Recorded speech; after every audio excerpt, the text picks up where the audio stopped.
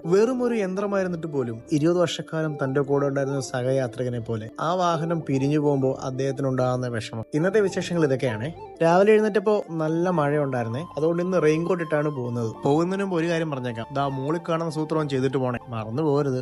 മഴയായി കഴിഞ്ഞാൽ ഞങ്ങളുടെ ചെറുക്കൻ കൂട്ടിന്ന് പുറത്തിറങ്ങാൻ കുറച്ച് പാടുപെടും. പക്ഷെ നമ്മുടെ സുന്ദരി മഴയെ കണ്ട് സിറ്റൗട്ടിൽ അങ്ങനെ ഇരിപ്പുണ്ട്. ഇന്നെന്തായാലും ബൈക്കിന്റെ മണ്ടേ കയറാൻ പറ്റാത്തതിന്റെ ഒരു വിഷമം അവിടെ മുഖത്തുണ്ട്. ഇന്ന് ഉച്ചക്കത്തേന് ചക്കക്കുരു വറുത്തതും അതുപോലെ മോരുകറിയൊക്കെയാണ് കൊണ്ടുവന്നത്.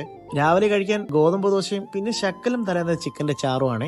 അങ്ങനെ ഓഫീസിലെത്തിയിട്ട് രാവിലത്തെ നമ്മുടെ പരിപാടിയൊക്കെ സ്റ്റാർട്ട് ചെയ്യുകയാണ്. നമ്മുടെ പതിവ് ഗ്രീൻ ടീമായിട്ട് ശ്രീദേവി ചേച്ചി എത്തിയിട്ടുണ്ടേ. മഴയ്ക്ക് ഒരു ശമനവുമില്ല, രാവിലെ തൊട്ട് പെയ്തുകൊണ്ട് തന്നെ ഇരിക്കുകയാണ്. വെളിച്ചം രാവിലെ കാര്യമായി എന്തോ എഴുതുകയാണ്, എന്താണെന്ന് ചോദിച്ചിട്ട് പറയുന്നുമില്ല. ആറ്റിങ്ങൽ രാമകൃഷ്ണന് തെറ്റില്ല മോനെ, ശനി വരുന്നത് ഈ വഴിക്ക് തന്നെ.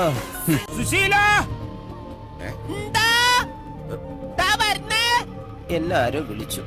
ദായി നിൽക്കുന്ന മനുഷ്യനുണ്ടല്ലോ, തന്റെ ജീവിതത്തിന്റെ 20 വർഷക്കാലം കൂടെ ഉണ്ടായിരുന്ന ഒരു വാഹനം എന്നേക്കുമായി തന്നെ വിട്ട് പിരിയുന്നു എന്ന് മനസ്സിലാക്കിയതിനു ശേഷം ഷോറൂമിനകത്തേക്ക് കയറി വന്നിട്ടും വീണ്ടും അദ്ദേഹം ആ വാഹനത്തിന്റെ അടുത്തേക്ക് പോവുകയും കരുതലെന്നോണം ആ പുറകിലത്തെ ഡോറിന്റെ ലോക്ക് ഇടുകയും അതിന്റെ ആകവശമെല്ലാം ഒന്നുകൂടെ അദ്ദേഹം കാണുകയൊക്കെ ചെയ്യുന്നുണ്ട്. അവസാനമായ ഒരു യാത്ര പറച്ചിലാണ്. ഇന്നത്തെ കാലത്തെ വണ്ടികളിലുള്ള പോലെ വലിയ ടെക്നോളജിയോ മുന്തിയ ഫീച്ചറുകളോ ഒന്നുമില്ലാതെ തന്നെ വെയിലോ മഴയോ കൊള്ളിക്കാതെ ഇത്രയും നാളും കാത്തു സൂക്ഷിച്ച അതിനെ യാത്ര അയക്കുമ്പോൾ കണ്ടിരിക്കുന്ന നമ്മളെക്കാളിലും ഒരുപാട് വേദന അദ്ദേഹത്തിന്റെ മനസ്സിലുണ്ടാവും. പക്ഷെ എല്ലാം നല്ലൊരു തുടക്കത്തിന് വേണ്ടിയാണെന്ന് ആലോചിക്കുമ്പോൾ അതങ്ങനെയാണ്.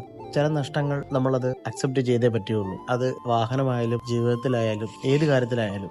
ഉച്ചയ്ക്ക് ചോറിൻ്റെ കൂടെ രാവിലെ പറഞ്ഞ ഐറ്റംസ് ഒക്കെ തന്നെയാണ്.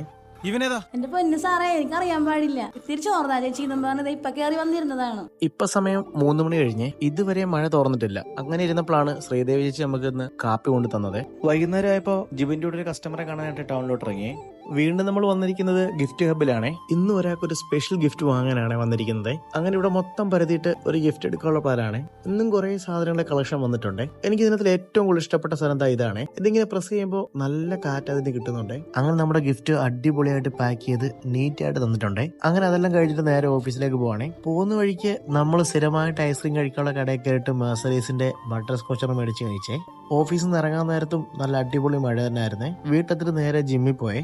അങ്ങനെ ജിമ്മി വന്ന് വർക്കൗട്ടൊക്കെ ചെയ്തു. നമ്മുടെ ഷൂസ് ഇരുന്നിടത്ത് തന്നെ തിരിച്ചു വെച്ചിട്ട് നേരെ വീട്ടിലേക്ക് പോവാണേ. കുജിയും പിള്ളേരും സമരം ചെയ്ത് വാതൊക്കെ തന്നെ ഉണ്ട്. ആവശ്യം വേറൊന്നുമല്ല, ബിസ്ക്കറ്റ് കിട്ടണം. അത് അവർക്ക് മാത്രമല്ല പിള്ളേർക്കും. അങ്ങനെ സമരം ചെയ്യാൻ ചെന്നവളെ പിടിച്ച് അപ്പനാരതാ 2 കാലം നടത്തുന്നതാണ് നിങ്ങൾ കണ്ടുകൊണ്ടിരിക്കുന്നത്. അവൾ അതിനൊക്കെ കൂട്ടു നിൽക്കുകയും ചെയ്യും. ഇതെല്ലാം കണ്ടുകൊണ്ട് ഇന്നത്തെ വീഡിയോ അവസാനിക്കുകയാണ്. വീഡിയോ ഇഷ്ടപ്പെട്ടു കഴിഞ്ഞാൽ സപ്പോർട്ട് ചെയ്യുക. അടുത്ത വീഡിയോയിൽ കാണുന്നവരെ ബൈ. Thank you.